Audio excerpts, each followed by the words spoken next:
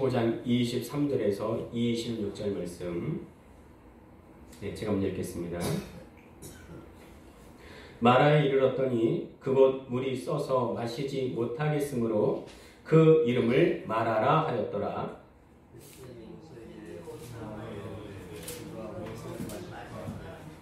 모세가 여호와께 부르짖었더니 여호와께서 그에게 한 나무를 가리키시니 그가 물에 던지니 물이 달게 되었더라. 거기서 여호와께서 그들을 위하여 법도와 율례를 정하시고 그들을 시험하실세.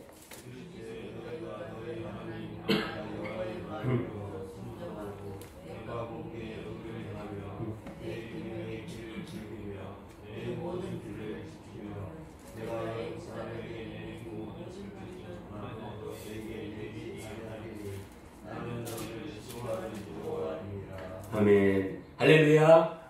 네, 벌써 12월에 중반을 지나가고 있습니다. 이제 정말 2024년이 얼마 남지 않았어요. 금방입니다. 제가 신학교 다닐 때 총장님이 자주 그런 말씀을 하셨어요. 본인이 내가 신학교 들어갔을 때 40대를 보면 할아버지처럼 여겨졌다는 거예요. 네, 그렇죠? 20대가 40대를 보면 완전 아저씨잖아요. 야, 어떻게 하면 저렇게 나이를 먹을 수 있을까? 이렇게 생각했는데 본인이 30대, 40대, 50대, 60대를 거쳐오면서 야, 그때가 40대가 제일 좋은 때다. 이런 생각이 들더라는 거죠. 네. 그런데요, 우리 인생에서 10대든 20대든 30대든 60대든 뭐 자기 인생이 쉽습니까? 절대 그렇지 않아요. 녹록치 않습니다. 그래서 우리 인생을 한마디로 말하면 뭐라 말할 수 있을까? 광야길이에요. 광야길. 네. 고난의 종 하면 탁 떠오르는 인물이 욥이듯이 우리 인생을 딱 한마디로 얘기하자면 고난의 광야길입니다. 근데 이 광야길을 주로 노래하는 성경이 어디냐? 출애굽기입니다. 그래서 인생을 잘 살고 싶으면 잘 봐야 될 성경이 바로 출애굽기예요. 출애굽기를 딱 한마디로 뭐라고 표현할 수 있을까? 구원의 여정길, 광야길입니다. 예, 그래서 오늘 제목을 광야를 지나며 라고 했습니다. 예, 이 제목으로 된 복음성가도 있더라고요. 혹시 아시는 분 계신가요? 예, 한번 꼭 들어보시기 바랍니다.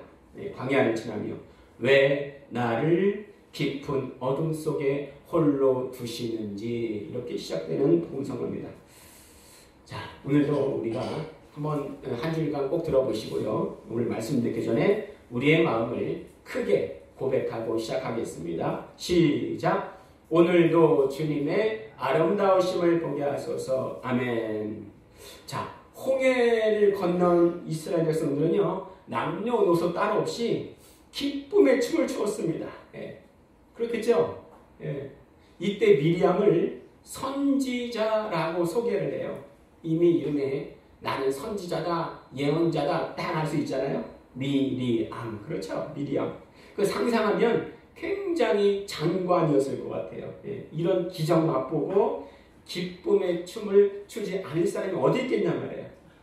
가로막혀있던 바닷길이 열리고 추격해오던 바로의 군대가 뒤에서 수장되고, 예. 애국을 완전히 떠나게 된 자유와 행복을 노래하게 됩니다. 이것은요, 완전하고 또 무조건적인 하나님의 은혜였어요. 그런데요, 그들이 기대하지 않았던 또 하나의 새로운 여정이 시작되는데, 광야에서는요, 하나님이 이전처럼 무조건적인 사랑과 은혜를 베풀지 않으십니다. 왜요? 광야는요, 고난과 시험이거든요. 학교에서 시험 볼 때 선생님이 답 가르쳐주지 않습니다. 그렇죠? 아니, 답 가르쳐주면 이미 시험이 아닌 거지요. 그런데 하나님이 계속 이스라엘 백성을 시험하고 있어요. 하나님이 왜 시험하실까? 왜냐면요, 하나님은 내가 이 자리에 머물러 있는 것을 기뻐하지 않으시고 더 성장하고 성숙하고 자라남을 원하시기 때문입니다. 예, 지금 우리에게도 그렇습니다. 우리 주보에 베드로후서 3장 18절 한번 읽도록 하겠습니다. 베드로후서 3장 18절 시작. 오직 우리 주 곧 구주 예수 그리스도의 은혜와 그를 아는 지식에서 자라가라. 아니 이 사람들이요 예수님의 은혜를 모르는 사람이 아니에요. 예수님 모르는 은혜를 모르는 사람이 아니에요. 그런데 어떻게 하라고요? 자라가라 말씀하세요. 자라가라. 분명한 것은요 구원은 예수의 피가 필요하지만 생명의 자라남은 성장과 성숙은 내 피가 필요합니다. 한번 따라해 보실까요? 구원은 예수의 피가 필요하지만 생명의 자라남은 내 피가 필요하다. 예, 무슨 뜻인지 이해하시죠? 아니 목사님 나도 예수님처럼 살을 찌는 피를 흘려야 됩니까? 이 말이 아니죠. 이 말이 아니죠. 성장과 성숙을 위한 고난과 광야의 시간이 필요하다는 거예요. 여러분 이 때를 지나왔습니까? 만약 없었다면 생기기를 축복합니다. 예. 우리가 예수 믿는데요 평안하고 편안하면 또 우리가 잘 믿고 기도하겠습니까? 아니, 그렇지 않아요. 뭔가 결핍이 있으니까 하나님께 매달리고 기도하게 되는 거예요. 예. 성경에 뭐라 말씀하십니까? 심령이 가난한 자는 천국이 저희 것이며 말씀하십니다. 내가 육적으로 가난하다면요 남이 주는 밥 한 술은 얼마나 귀한지 몰라요. 그런데 배부른 사람한테 밥 한 술 주면 내가 거지냐 쏘아볼 겁니다. 네. 하나님은 그의 백성들을 반드시 심령이 가난할 수밖에 없는 장소로 인도하시는데 거기가 어디냐? 광야입니다. 광야. 왜 심령이 가난해져야 됩니까? 심령이 가난한 자만이 천국을 얻을 수 있기 때문에 그렇습니다. 뭐가 가난해지는 거예요? 가난해지는데 뭐가 가난해지다는 거예요? 야, 내가 이렇게도 저렇게도 해봤는데 내 힘으로는 안 되는구나. 내 힘으로는 못 사는구나. 내게 다른 힘이 필요하구나. 느껴지는 거예요. 자, 그런데 우리에게 그 다른 힘이 뭐예요? 하나님의 능력입니다. 우리 역대상 16장 11절 주보에 있는 말씀 같이 읽도록 하겠습니다. 시작. 여호와와 그의 능력을 구할지어다. 항상 그의 얼굴을 찾을지어다. 그렇습니다.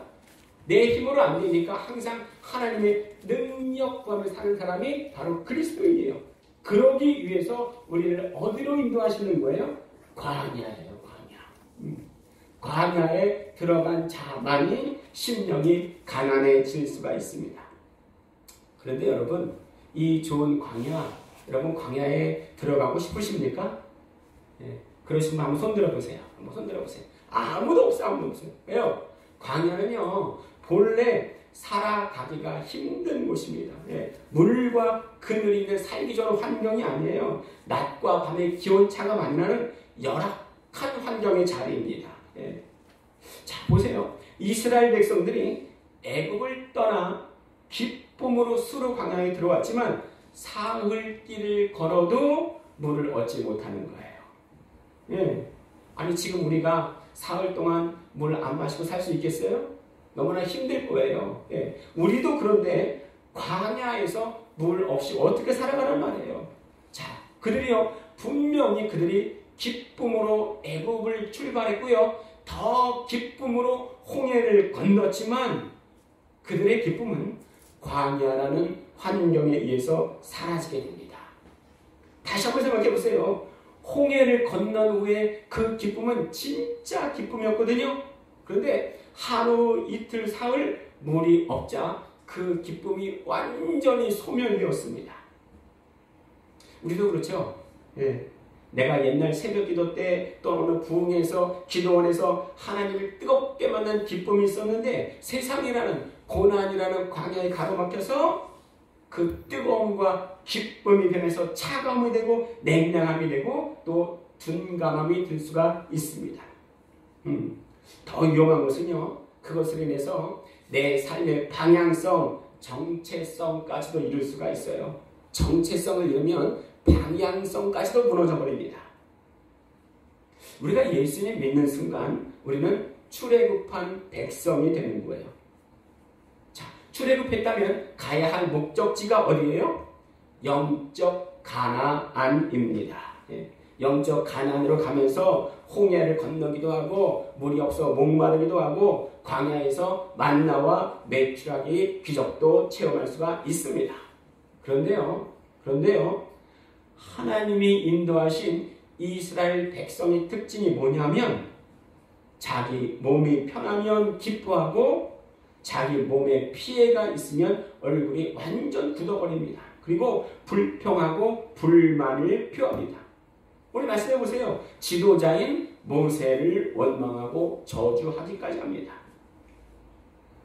영적인 지도자를 저주하고 원망하는 것은요, 절대적으로 하나님이 원하시는 게 아니에요. 그런데 이스라엘 백성이 그러고 있습니다. 심지어 그의 형인 아론과 그의 누인 여동생인 미리암도 모세를 학대하고 있어요. 그때 하나님이 어떤 판결을 내리십니까? 미리암의 몸에 나병이 생겨요. 나병. 네, 문둥병이에요. 살이 썩어나는 병입니다. 자, 그런데 중요한 것은 왜 이렇게 이스라엘 백성들이 불평과 불만, 원망, 저주가 가득할까요? 네. 왜 이렇게 불만이 가득합니까? 왜 이렇게 원망이 가득합니까? 왜 이렇게 저주가 가득합니까?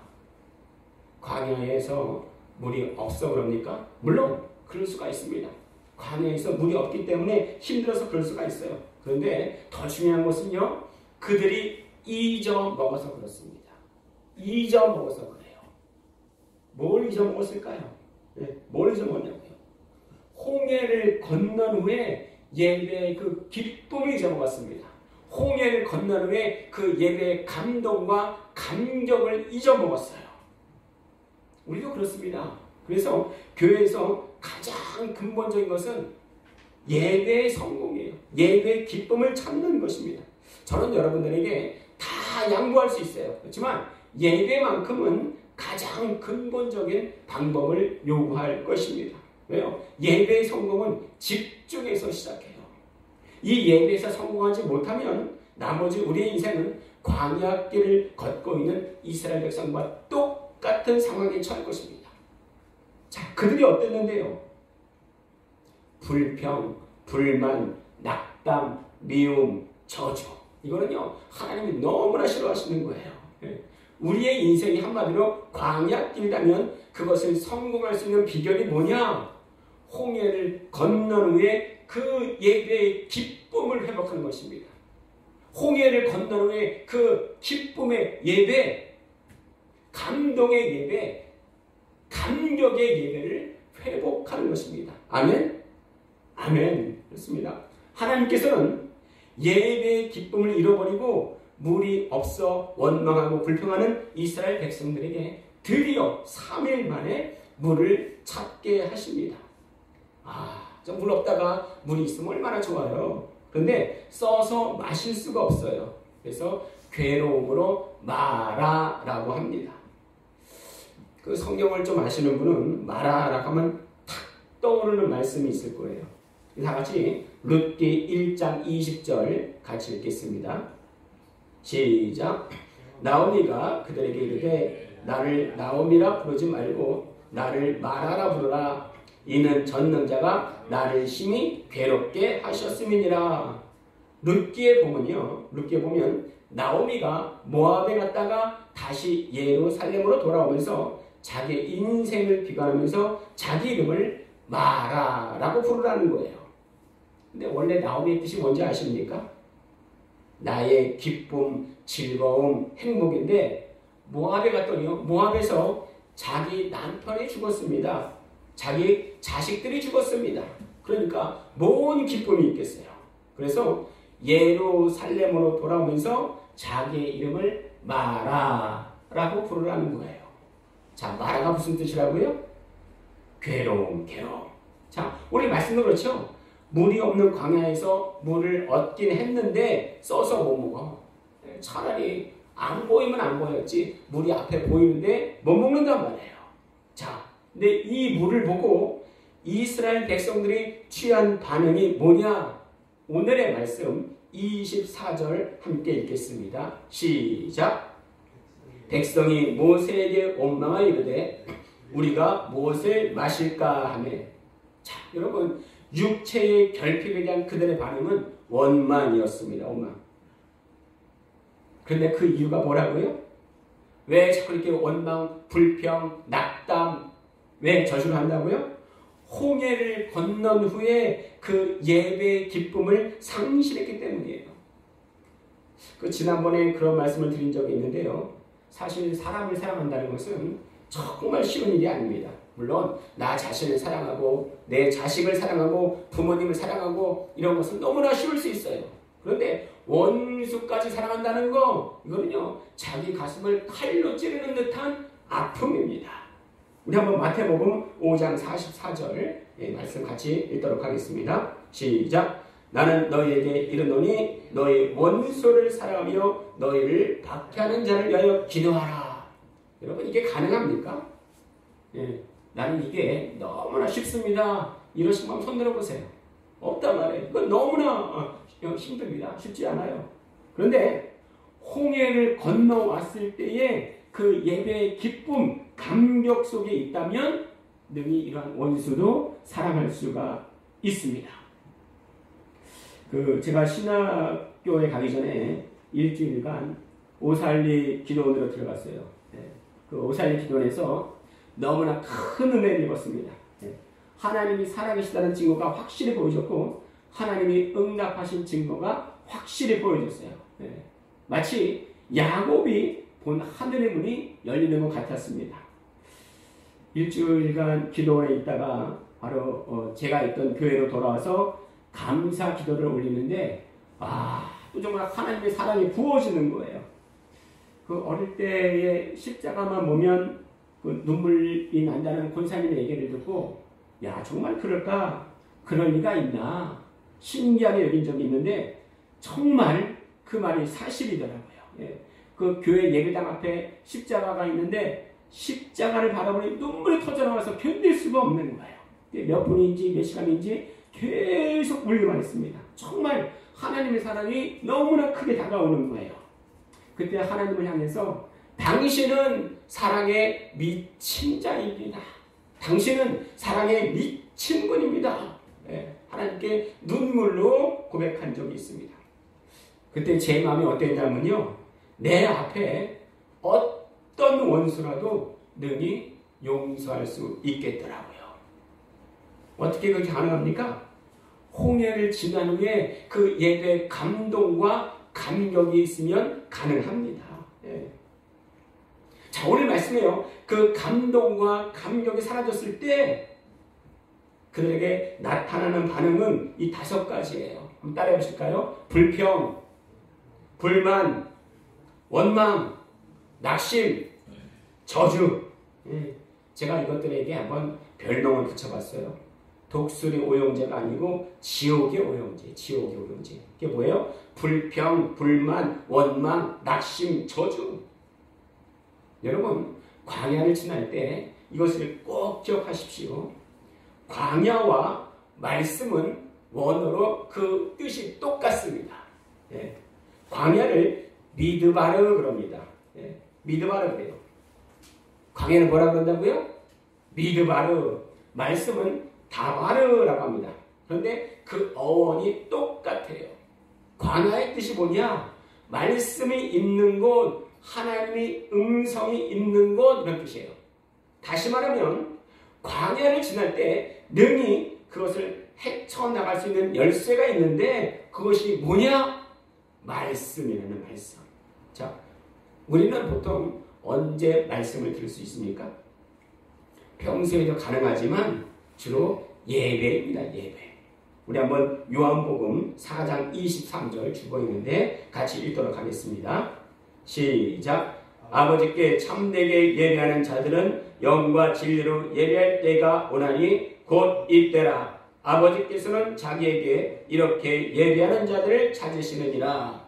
자, 성경에 보면요, 대부분의 성경 구절에서 너희가 하나님을 찾으라 그러면 만나리라 말씀하시는데 거의 드물게 하나님이 찾으시는 사람이 있는데 오늘 말씀에 보면 누구래요? 영과 진리로 예배 드리는 자.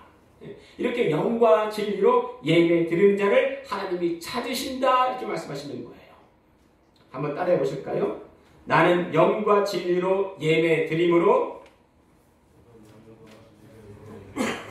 하나님이 찾으시는 그 한 사람이 되겠습니다. 정말이십니까? 아멘? 아멘. 우리는 무엇보다도요, 교회에서 예배 성공해야 되는데, 예배 성공의 첫 번째가 뭐냐? 집중과 갈망입니다. 여러분, 집중이 기본이지만요, 집중만으로는 안 돼요. 집중만으로는 안 돼요. 예수님 시대에 예수님의 말씀에 집중하고서도 지옥 간 사람이 있습니다. 그게 누구예요? 바리새인과 서기관입니다. 그들은 집중했지만 갈망은 없었습니다. 갈망은 없었어요.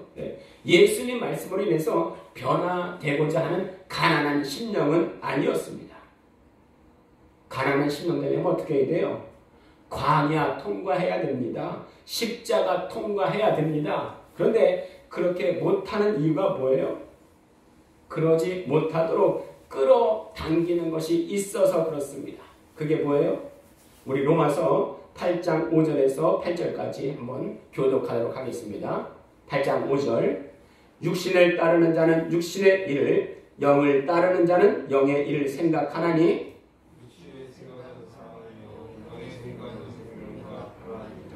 육신의 생각은 하나님과 원수가 되나니 이는 하나님의 법에 굴복하지 아니할 뿐 아니라 할 수도 없음이라. 네, 우리 모든 인간은요, 육체의 소욕이 있어서 그대로 두면 육신을 따를 수밖에 없습니다. 다시요, 우리 모든 인간은요, 육체의 소욕이 있어서 그대로 두면 육신을 따를 수밖에 없어요. 그래서 하나님은 그것을 저지하시려 계속 택한 백성 앞에 광야를 마련해 놓습니다. 왜 그래요? 괴롭게 하는 마라가 목적이 아니에요. 오히려 우리에게 주신 하나님의 뜻은 평안이요 소망입니다. 예레미야 29장 11절에 보시면 여호와의 말씀이라 너희를 향한 나의 생각을 내가 아나니 평안이요 재앙이 아니라 너희에게 미래와 희망을 주는 것이라 말씀하십니다.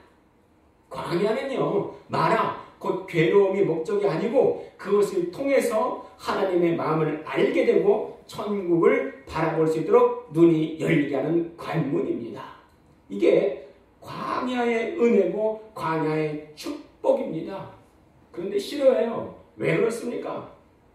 일단 힘들고 결핍이 많아요. 그런데 힘들고 결핍이 없어서 우리가 기도합니까? 안 한다니까요.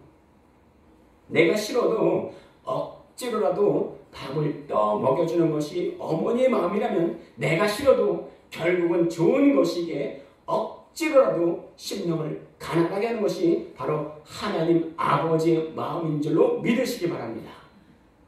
결국 그 목적이 뭐예요? 심령이 가난한 자는 천국이 저희 것이며, 우리 바라기는 가난한 심령으로 날마다 그 천국 맛보시기를 기원합니다. 그런데 우리가 광야에서 많은 은혜를 받기도 하지만 정말 조심하고 기억해야 할 것이 있습니다. 방금 전 말씀드렸지만 분명히 이스라엘 백성들이요, 출애굽하고 구원의 감동을 진심으로 진정으로 노래했습니다. 출애굽기 15장에 보시면 여호와는 나의 힘이요 노래시며 나의 구원이시라 찬양합니다. 우리가 아까 예배 중에 부른 것 같이 예수는 나의 힘이요 찬양했잖아요. 여호와를 높이고 여호와 같은 자 누구니까 찬송했습니다. 그런데요, 이스라엘 백성들이 목마름이란 삶의 광야 앞에서 원망의 입술로 변합니다.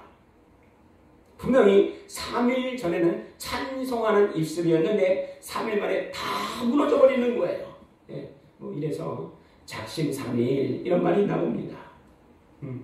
언제나 누구든지 어느 순간이든지 원망으로 떨어질 수 있는 것이 바로 우리의 삶입니다. 우리는 연약한 것을 핑계대지 말고 원망을 불러들이지 말아야 돼요. 말세에 특히 교회에 정말 우리가 기억해야 될 말씀이 뭐냐면 고린도전서 10장 12절 한번 같이 읽도록 하겠습니다. 10장 12절 시작. 그런즉 선줄로 생각하는 자는 넘어질까 조심하라. 이 말씀은요, 끊임없이 되새김질 해야 됩니다. 왜 되새김질 해야 돼요? 그렇지 않으면요, 나 자신이 광야에 서 있다는 것을 자주자주 잊게 되기 때문입니다. 왜 되새김질 해야 돼요? 그래야 가난한 심령이 되어서 천국을 바라볼 수 있기 때문입니다. 우리 광야 같은 세상을 지나면서 예배에 승리하고 또 심령이 가난해짐으로 날마다 천국 소유하는 넉넉함이 있기를 축원드립니다. 아멘. 자, 원망하는 이스라엘 백성들이 반면에 모세는요, 어떻습니까? 하나님을 향하여 기도합니다. 모세가 기도할 때 하나님이 그 쓴 물을 단물로 바꾸어 놓으셨어요. 그리고 하나님은 출애굽기 15장 26절에서 나는 너희를 치료하는 여호와라 말씀하십니다. 이스라엘 백성들이요, 구원의 하나님을 경험했잖아요. 수르 광야에서 치료의 하나님, 쓴 물을 단물로 바꾸시고 고치시는 하나님을 경험하게 됩니다. 그런데요, 목마름의 고통을 견디면서 새롭게 체험하게 되는 하나님은 무조건적으로 다가오시는 하나님이 아니셨어요. 자, 이제 보시면요, 여호와 하나님은 이제 조건을 말씀하시고 그것을 지킬 것을 요구하십니다. 하나님 우리를 구원하실 때 어떤 조건을 내밀지 않으셨어요. 그렇죠? 네. 그런데 수르 광야에서의 하나님은 법도와 율례를 지키라 이렇게 말씀하십니다. 뭘 지키라고요? 법도와 율례를 지키라. 그 이유가 뭐예요? 우리 25절 말씀 같이 읽도록 하겠습니다. 오늘 말씀 시작. 모세가 여호와께 부르짖었더니 여호와께서 그에게 한 나무를 가리키시니 그가 물에 던지니 물이 달게 되었더라. 거기서 여호와께서 그들을 위하여 법도와 율례를 정하시고 그들을 시험하실세. 아니, 왜 갑자기 계명과 규례를 지키라고 말씀하시는 걸까요? 유대 랍비 문어 미드라시에 따르면요, 광야에서 마실 물 없이 3일을 지냈다는 것은 3일 동안 토라 없이, 율법 없이, 말씀 없이 지냈다는 것과 같은 의미라고 합니다. 즉, 물이 생명 유지의 절대적이듯이 토라가, 율법이, 말씀이 영적인 생명의 절대적이라는 거예요. 그렇기 때문에 야, 너희가 마실 물의 문제로 고통을 받을 때 하나님이 계명과 규례를 내세운 건 물을 구하듯이, 물에 간절하듯이, 물에 절박하듯이 계명과 규례, 하나님의 말씀으로 살아가라는 거예요. 너희가 목말랐지, 물이 없으니까 목말랐지, 이처럼 말씀을 그처럼 사모하라는 말씀입니다. 그런데 오늘 법도와 율례를 정하시고 뭘 하실세 말씀하십니까? 시험하실세. 시험을 먼저 하시고 나중에 해결책으로 말씀 주시는 게 아니고 먼저 말씀을 주시고 그 후에 시험하신다는 거예요. 얼마나 이게 큰 은혜입니까? 다시 말하면 뭐예요 이게요? 말씀 속에 시험을 이길 답안을 미리 숨겨 놓으셨다는 거예요. 잘 들으세요. 숨겨 놓으셨습니다. 우리가 시험 당하기 전에 말씀 속에 이미 답안을 숨겨 놓으셨다는 거예요. 그 비밀은요, 구하고 찾고 두드리는 자에게만 열립니다. 구하고 찾고 두드리는 자에게 하나님은 그 비밀을 공개하실 수밖에 없습니다. 왜 그래요? 그것이 하나님의 약속이기 때문에 그렇습니다. 이런 나라의 시험을 거친 후에 하나님은 이스라엘 백성들을 드디어 엘림에 이르게 하십니다. 마라를 지난 후에 엘림에 이르게 하세요. 엘림이 어떤 곳이에요? 거기에 물샘 열둘과 종려나무 70그루가 있는 곳입니다. 얼마나 좋겠어요. 물이 없었는데 물샘 12이나 있어요. 종려나무가 70그루가 있습니다. 물이 없어 가라간 곳에서 샘이 솟아나는 곳에 도달한 만큼 그 같은 기쁨이 어디 있겠어요. 하나님은 시험하시고 말씀으로 통과하는 자에게 넘치는 은혜와 복을 내려 주십니다. 분명히요, 우리가 광야 속에 있을지라도 우리 앞에 하나님의 계획이 있습니다. 우리 교회 가운데 하나님의 계획이 있습니다. 하나님의 계획이 있기 때문에 절대로 주저앉아서 넘어져서 원망하는 일 우리 속에 없어야 할 것입니다. 불평하지 맙시다. 미움과 저주를 몰아냅시다. 내 자리에서 모세처럼 구할 때에 반드시 광야일지라도 답을 주실 것을 믿습니다. 아멘.